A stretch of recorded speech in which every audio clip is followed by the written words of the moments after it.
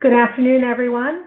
Before we begin, just some quick housekeeping. The webcast software has muted all of your lines, so we will continue to take questions throughout the webinar. Please use either the chat box or the question panel. Thank you for joining us today for a very special webcast, a conversation with Lior Arussy as we discuss his upcoming book, Next is Now, 5 Steps for Embracing Change. Lior is the president and CEO of Strativity Group, and today he will share the secret for building change resilience, leading change within organizations, overcoming change resistance, and how to build a business that thrives into the future. We're also joined by Andrew McGinnis. Andrew is the head of customer development with Strativity. Thank you, gentlemen. Thanks, Kelly, and hi, everyone, and thanks for joining this afternoon or maybe this morning or this evening, depending on where and when you are. But it's good to have you with us to chat about Lior's new book, Next is Now, which is out May 15th from Simon & Schuster. Lior, welcome. Thank you very much for having me. All right. Folks, if you have questions, just put them into the chat box. We will do our best to get to them as we go through here, but we'll start with a few basics on the book, and we'll start sharing a few of the more salient points from the book that we think you'll find interesting and insightful. And my first question for Lior was going to be, and still sort of is, why did you write this book, right? Many of you will know Lior as someone who's been actually driving change, particularly customer-centric change, with organizations for many years, has written several books on the topic, so why write this one? And he pointed out to me, very cleverly, that the first 2 paragraphs of the book actually answer that question. So I'm going to read the first two paragraphs of the book, and then we'll elaborate on that. Sound good, Lior? Absolutely. All right, let's do it. So, next is now. Why write it? This is now me reading the words of Lior. This is not a book about change. It is a book about the change, capital V. The change you live through every day, the change that doesn't go away, the one you are still in denial about. This book is the wake-up call to own the change before it owns you. The magnitude of change around us is so sweeping, we fail to see the forest for the trees. Change is no longer a few new trees in a familiar forest. It's an entirely new forest, and then a new one every day for the rest of our lives. Are you ready for it? This book is about not fearing that new forest of change and owning it with pleasure and delight, finding meaning in the big change and shaping it to become full of purpose. If you are ready to embrace change as a life and business accelerator, let's get going. So a lot of big themes in there and a lot of inspiring words in there. Tell us about what you've been seeing over these last several years that motivated you to not only write the book, but to talk about some of the key themes in here, like purpose, and really to look at this book as a personal as well as organizational sort of piece. So here's the thing, you're absolutely right. We've been on this journey of 16 years. We've been conducting over 200 transformations around the world. And when you go with a topic like customer experience, you would think that it's a no-brainer. I mean, like, who should fight you over the need to delight the customers and do a good job for customers? Because there's a clear correlation. If they like you, they'll stay with you. They'll stay with you. Your business will thrive. Seems to be a normal, common sense type of thing. And when you go and try to actually implement those transformation programs, you find that the human spirit is so articulate and creative in finding ways to fight it, in finding ways to fight the change. And they'll find different ways to do it. And I was looking at employees who are, and the way they were just trying to find a way to say no without saying no, to the point that I'm like, guys, are you insane? I mean, what's going on here? And that's when I think we got to the root cause of it. Customer experience probably doesn't need another strategy. Customer experience probably doesn't need another voice of customer. What they need is they need to create readiness and mobilize employees and get them out of the funk, out of the stuck place that they are at, in terms of like shaking them. I felt like shaking some of these people in focus groups or training and said, guys, are you kidding me? I mean, is this for real? You're in denial. You don't even know that you're in denial of denial. And you know what? In fact, this is actually pretty consistent with even the latest predictions from Forrester, which the number one prediction for 2018 is CX hit a wall. Why did it hit a wall? And they're actually expecting about 30% of companies to have a lower CX index result than they've had in the past. And they're saying, most of them are focused on quick wins and tactical moves and VOC. But guess what? The big change did not take place. The big transformation did not take place. I cite in the book the study that we have done with Harvard Business Review, where only 9% of the 422 companies benchmarked actually claim that their change program succeeded. If you substitute the word change with the word strategy, you understand the magnitude of the failure. 91% are saying we're putting a strategy in place and it's not happening. The root cause of all of it is change resilience or employees fighting the change, oftentimes not being conscientious about it. So the book was written in order to give a tool to every employee to recognize their state of mind vis-a-vis the change, develop new skills to handle change differently, because change is not going to go away. And by the end of all the fighting, conscious or subconscious, you'll be defeated, change will take over, and all that's going to happen is you'll be late to the party. It's time for us to own change in order not to be late to the party, because being late to the party means less relevant to the marketplace, less relevant to your manager, less relevant to your customer, and less relevant means a lot of other issues. It's bad business. Excellent. And this book is, as you said in those first two paragraphs, this is the wake-up call, and is written as such. So change is important, increasingly important. I think we could all probably accept. It's hard, and most organizations aren't good at it. So let's dig into why it's so hard, first of all. And why is it so hard for us as individuals, and what does that tell us about how we can help organizations change? So I think there's a lot of parallelism between the individual behavior and the organizational behavior. So let me start with the individual. We start as young and excited people with big horizons. We're going to conquer the world. It's going to be amazing. And then slowly and surely over time, we shrink our worldview to a specific role. So from the person who's going to be, leading finance to the next generation, I'm now the senior analyst on SAP reports with this and this specific thing. And we kind of get stuck in that viewpoint. We kind of get stuck of seeing ourselves only in that role. And any attempt to get out of that role makes us feel anxious.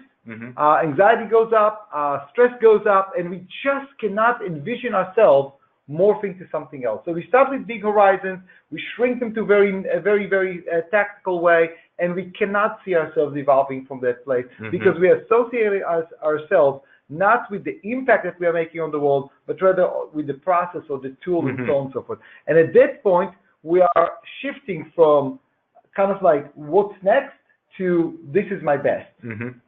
The same, by the way, when you look at entrepreneurial businesses, the same thing. They start with big horizons, big wins, let's conquer the world, and eventually they get this one product or one formula or one success, and now they get stuck in that mindset and they define themselves as the company that ships this type of products with that shade of blue and so on and so forth. And then when you come and show them that the market is moving somewhere else, they can't see that because they cannot envision themselves beyond the current success. So there is what we do over time is we actually develop a natural repelling approach to change. We're actually, in the name of consistency and predictability, we're just not giving change a chance within the organization or individually, and we become victims. So anyone who's starting to even apply or imply that change is necessary, we're immediately acting in a state of victimhood. And we're spending our time resisting, coming up with excuses, coming up with reasons, coming up with any type of way to basically say, give it away from me. And the funniest thing is, we all love change as long as it happens to someone else. Sure. Yeah, that's funny. And what you just described, I think, is a great case for why purpose is so central to this, right? Because the purpose of the organization is probably not going to change all that much, right? As long as it's a sufficiently significant purpose, even though the means might. Absolutely. And I think one of the biggest findings in our different change program that we have, transformation program that we've conducted is the following. Most people are assuming that new strategy is getting stuck because people do not adapt to new skill sets or new behaviors or new practices. In reality, our finding is a little bit different, and you may actually argue radically different. Most people did not struggle with future behaviors or skill sets required in order to move on. Most of them were actually struggling with the past. And let me explain to you what I mean by that. When people hear the word change, they immediately associate it with a negative judgment on the past.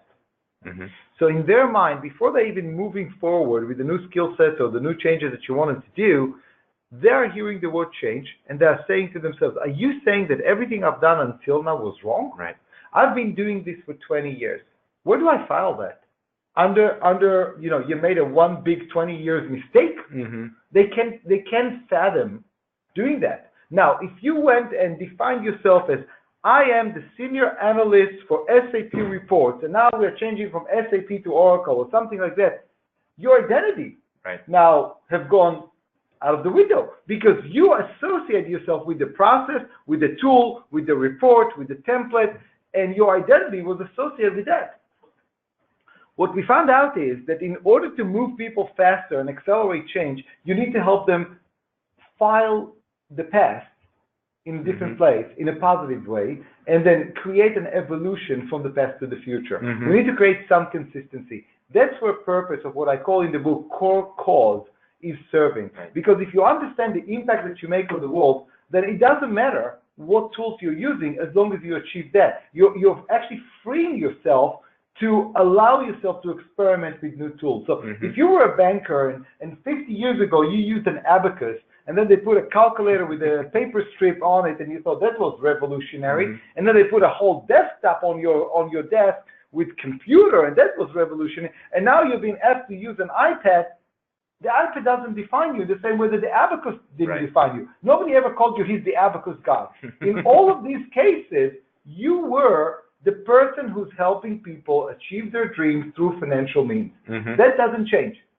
And as long as you actually stick to your core cause, the purpose, the meaning, you actually see that there is a consistency to what you do, which reduces your anxiety and free you up to now experiment with new tools. That's the critical piece here. So purpose and meaning are no longer optional in the equation. They are the core prerequisite for the ability to accelerate change and execute strategies.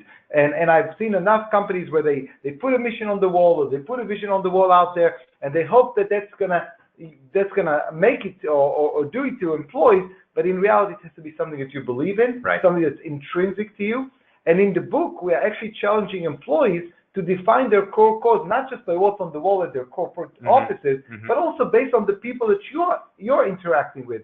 You can be Susie from accounting, or Joanne in the call center, or Dave in the operation, or Sam in sales. You're dealing with people. Your actions make an impact on other people. If you understand that impact, you can work backwards and free yourself from the dependency on the tools, and therefore allow yourself to experiment with new tools, new processes, new templates, whatever that's required. So, so that's the power of those of the core cause or purpose or meaning to really allow you to be much more change resilient.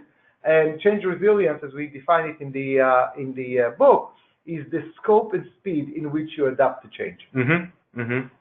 So you identify a number of different change-resistant personas in the book, which are actually a lot of fun. And these are all part of what you call the change prevention program, right? These groups of people or types of people that sort of gang up to resist change in an organization, whether they know they're doing that or not. Tell us a little bit about the personas and which one maybe you think is hardest to handle. So it's interesting that you mentioned it as a side comment, but I think most of them are not fully aware of the fact that they are actually changing, that they are fighting change. I think for many of them it comes subconsciously, and they're fighting it from a place that they're not fully aware of. So let's take one that I described quite interestingly in the book, and that is the staller or the silent delayer. So imagine you just presented results and customers are upset with you, your company, because of X, Y, and Z, and everybody's sitting and agreeing, we need to change X, Y, and Z in order to fix this problem, and you're about to make a decision in a meeting, And Brian, sitting all the way in the back, raises his hand and says, I get it. I'm supportive of all of these things. But can you do me a favor? Can you run the report just one more way? Because I'd like to see the report for adults, female, under the age of 50 from Arkansas in comparison to young kids in southern Florida who owns a bicycle. Mm-hmm.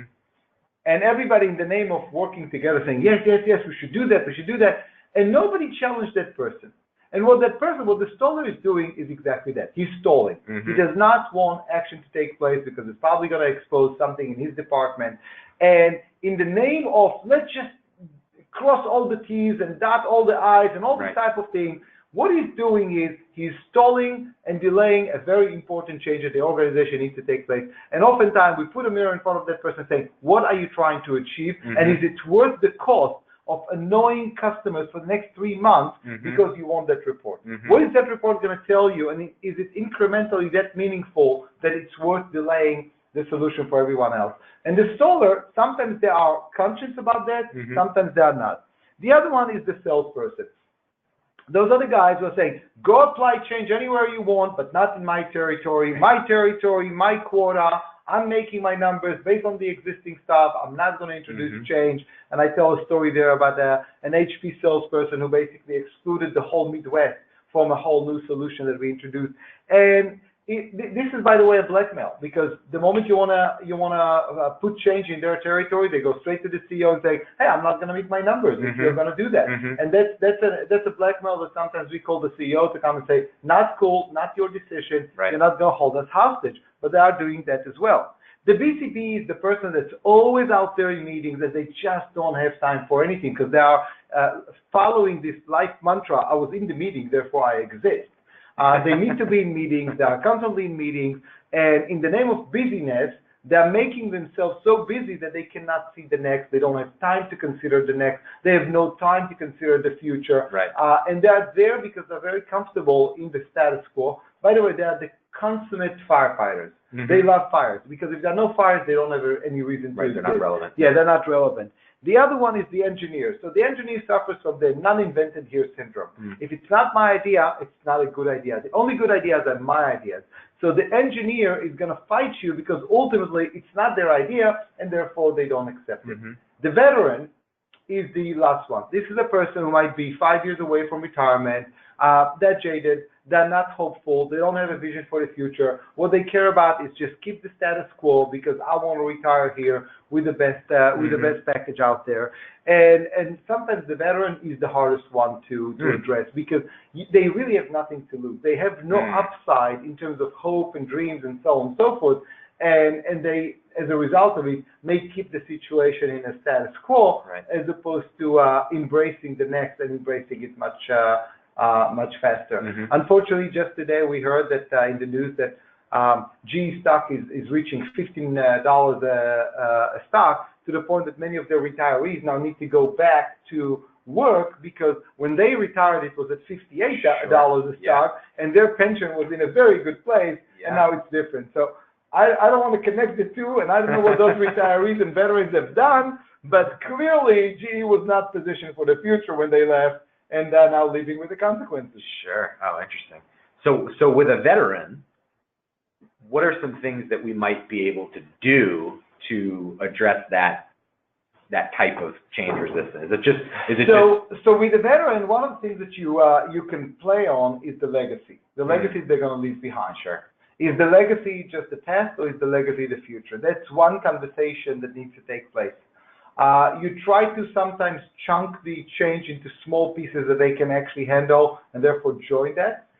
And ultimately, if the answer is they are resisting to all of the above, then sometimes it's about accelerating the change, as in changing them out of their company. And I can tell you that, I'll give you an interesting example. We did a program for a major automotive manufacturer, and there were several people who demonstrated very active, cynical resistance to the program during the program itself, to the point that their managers decided to actually fire them on the spot while doing training, which is very unusual. I've never experienced that before. And I pulled some of these general managers aside and said, what gives? Well, I mean, now you decide, during our training, you decide to fire the person? And you know what they told me? They said, look, Lior, we've known it for a long time. We've known that person is negative. We've known that this person is cynical. We've known that person is kind of like infecting everyone else with with that negativity. But the standards were never there. Nobody ever defined for us how high we need to go. So within the lack of standards, that person kind of survived okay. Yeah. The moment you made it very clear what the new goals are, what the new future is, it was made very clear to us that person is not going to graduate. And at that point, you might as well just let them go. Maybe they'll find their love and hope somewhere else. Maybe they, some people over time reach a point that they just can't. They can't flip themselves. They can't see themselves outside of where they're at. And at that point, the organization needs to be responsible enough to let them go, not just for their sake, but for the sake of everyone else. Sure. Because one of the things I tell managers, you all have some disengaged employees or actively disengaged employees. Make no mistake, they are the beacon of the standard, because all the other employees are saying to themselves, if that person is tolerated, why should I bother? If that person is still here collecting their paycheck despite that negative attitude, why should I rise up to be an engaged employee? Right. Therefore, as a manager, you're being judged not just by what you do, but also by what you do not do. And that is a critical piece to remember. Everybody's watching you. And if you're going to tolerate that cynicism, you might as well just put the last nail on the coffin of your strategy, because that person is not there to execute it, and they are sending a vibe to everyone else. Why bother? Right. Why bother doing any of that? And that's how you kill it. You don't kill it because somebody at the top didn't make the right decision. Strategies die on the why bother, cynical attitude of the thousands of people who just don't want to rise up. Yeah. So on that theme of disengagement, you talk in the book about the secret to change resilience really being engagement. So maybe tell us a little bit about how change resilience and engagement are related. So let's take a very interesting example. What does Katrina, the storm, Sandy, the storm, your best friend's wedding, and your best girlfriend's father's funeral have in common? They're all events that you'll be willing to go above and beyond to help that person. Sure. In fact, records show that the United States is the highest in generosity, both in financial donations and time donations. Give me a miserable person somewhere in this country, and we are all ready to rally to go and help that person. In fact, when I look at Kickstarter and Indiegogo, that's another form of generosity, because technically you're not even investing in the company. You're just helping people fulfill their dreams, GoFundMe, and so on and so forth. We have that spirit of generosity, yet we don't bring it to work. We're willing to give our heart and soul for people we've never seen, but people who are paying the bills and actually help us put food on the table do not seem to be subject to the same level of generosity. And in the book, I'm actually calling for, instead of finding your spirit of generosity around the holidays, let's bring it to every day. Engagement is about accountability. Engagement is about taking charge and doing things, and not just waiting for entitlement and people doing things for you. Change resilience is the same way. It's getting out of victimhood and taking charge of the change by utilizing your core cause to be your compass about where you want to take it. Engagement is about finding purpose and meaning in your work. Change resilience is about activating your core cause. The two are linked. Sure. If you bring the sense of accountability, the sense of engagement into your workplace, you will, guided by your core cause, you'll be able to accelerate the change resilience and any change that the organization wants to bring to the table. So the book, is calling for everyone to start considering volunteering. And volunteering is moving from what the paycheck buys you, which is attendance, and into creating value for your customers, which is a personal choice. I can't pay someone to smile sincerely. They have to choose to do it. And when they choose to do that, my day will be brightened. But that is their personal choice. That is their volunteering. That is their generosity. Yeah. Does that make sense? It makes tons of sense. And one of the things that strikes me as you're talking, not just now, but throughout our conversation here, is change, and the way you're talking about approaching change is very human, right? So you talk about purpose and meaning, you talk about personal accountability. These are very human aspects of, well, life and work. And one of the chapters in the book that addresses that very directly and that really hit me personally was do the human thing first. What do you mean by that, and how can organizations take that to heart with their employees and their customers? So when you look at change in two different spheres, the personal sphere and the professional sphere, it's interesting to see very, very different approaches. Mm-hmm. In the personal sphere, talk to the psychologists and they'll tell you there are 5 stages of denial and change and everything else, and you need to sulk for as long as you can because it's all one big emotional thing before you'll realize that you need to move on. Mm-hmm. And that is a very emotional spectrum. You talk about the professional sphere, and you'll see the 5 steps to start changing people. There's no emotion there. The executive is expecting you to start marching to the new order. Right. And what I was trying to first in the book is to include in the 5 steps to change resilience is recognizing that both are true. Mm-hmm. I cannot allow you to sulk forever, but I understand that there is an emotional component to the change. And yes, there is a process that you need to follow because there's a rational side to it, which is, for example, face the trends like you are in the CEO seat. Sure. But the ultimate guide, because we are dealing today in a world in which change is happening every day.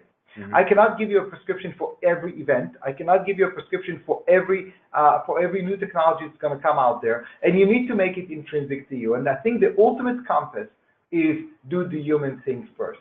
The human thing brings to it both the rational and the emotional, but it is looking at the person in front of you as opposed to just you. Mm-hmm. And I think the biggest aha moment for a lot of people is that they can actually draw more strength not by focusing on themselves, by focusing on the person in front of them, sure, and recognizing as such that they are in a position of power, not a position of helplessness. So do the human thing first is challenging you when you're facing that. Instead of being victim, which is self-centric, be customer-centric, be recipient-centric, and focus on the person that you can impact and maybe draw power and strength and resilience from your ability to affect that person. And when you make decisions with the human first, you're starting to develop your own skills and strength in order to see that you can actually affect that change or be part of that change in a very meaningful way. Yeah. I'm going to ask you one more question that I've prepared, and then we can take a couple of questions from the audience. So folks on the phone or listening to the webcast, if you have questions and you're listening to this live, please shoot them through the chat box now, and we'll start to bubble some of those up. So my last question for you is, what's the one most important thing that you hope someone will do differently after reading this book? What's the one personal change or personal difference that you hope this will make? So it's always hard to pinpoint one, sure, but I would say, be aware of the fact that you are fighting change. I mean, my challenge there, one of the change resilience challenges that we put in the book, there are I think 13 or 14 of them, is what change are you fighting right now? Stop and think, what change are you fighting right now, and does it make sense to fight it?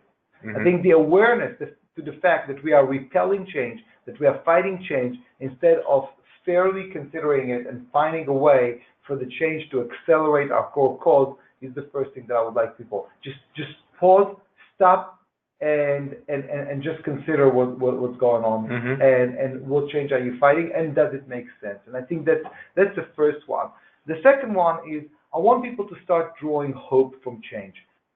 I think the spectrum today is that change is so negative that to the point that we are fighting it without even fully understanding that we are fighting it. And I want to bring you to another place where you're actually seeing change as an evolution of yourself, as rising up to the better version of yourself, as finding that exceptional in yourself that you can rise up to and use the change to help you get there. So in a sense, I want you to draw hope and ultimately strength from change to get yourself to a better place. Yeah, that's a beautiful thing. Thank you. Okay, so we'll take a couple of questions from the audience before we wrap up here. First one, this is an interesting one. Okay, very familiar challenge. I'm trying to drive change in my company through influence, but I don't have a big team / top-down authority. What advice do you have for people in this situation? So you see, in that question, there's a self-contradicting term. I want to do it by influence, but I don't have a great team.